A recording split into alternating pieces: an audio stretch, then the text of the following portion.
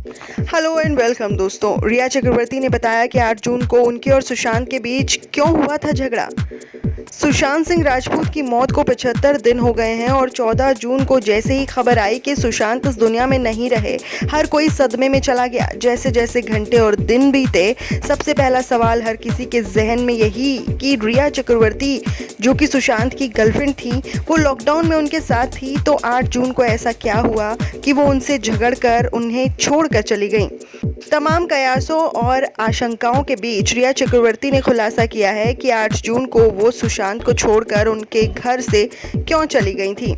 रिया पहली बार इस पूरे मामले पर सामने आई हैं। उन्होंने एक मीडिया हाउस को इंटरव्यू दिया। रिया ने बताया कि 8 जून को सुशांत के घर से निकलकर वो बहुत खुश नहीं थी।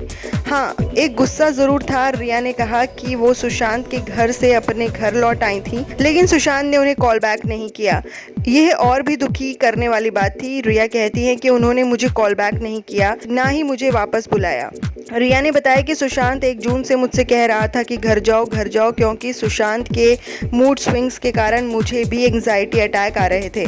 मैंने उनसे कहा कि मैं अभी नहीं जाऊंगी, आप मीतू जी को बुला लो, वो आ जाएंगी तो मैं चली जाऊंगी। जब मैं वहाँ से गई तो मीतू जी वहाँ आ गई थी। मुझे पैनिक अटैक आ रहे थे। वो मुझे कह रहे थे कि तुम जाओ यहाँ से, तुम जाओ यहाँ से, अपने घर पर जाकर थेरेपी सेशन ले लो। कोई भी ऐसा बोलता है तो आपको बुरा लगता है। वो ऐसा था जैसे मुझे अपने घर से निकाल रहे हों। रिया ने बताया कि सुशांत और वो दोनों एक कपल की तरह ही रह रहे थे। ऐसे में बहुत बुरा लगता है कि जब आपका पार्टनर आपसे ये कहे कि मैं बीमार हूँ तो अब तुम जाओ। रिया कहती हैं कि उन्होंने फ़ोन नहीं किया, मुझे वापस नहीं बुलाया।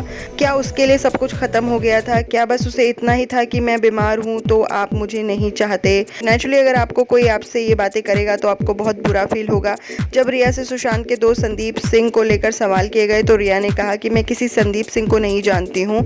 वो कहते थे कि पिछले 1.5 साल तक मैंने उसका नाम भी नहीं सुना है, ना वो कभी घर आए। सुशांत के कॉल लॉग्स में भी आपको गारंटी देती हूँ कि उनका कोई नाम या नंबर नहीं मिलेगा या कोई जिक्र नहीं होगा।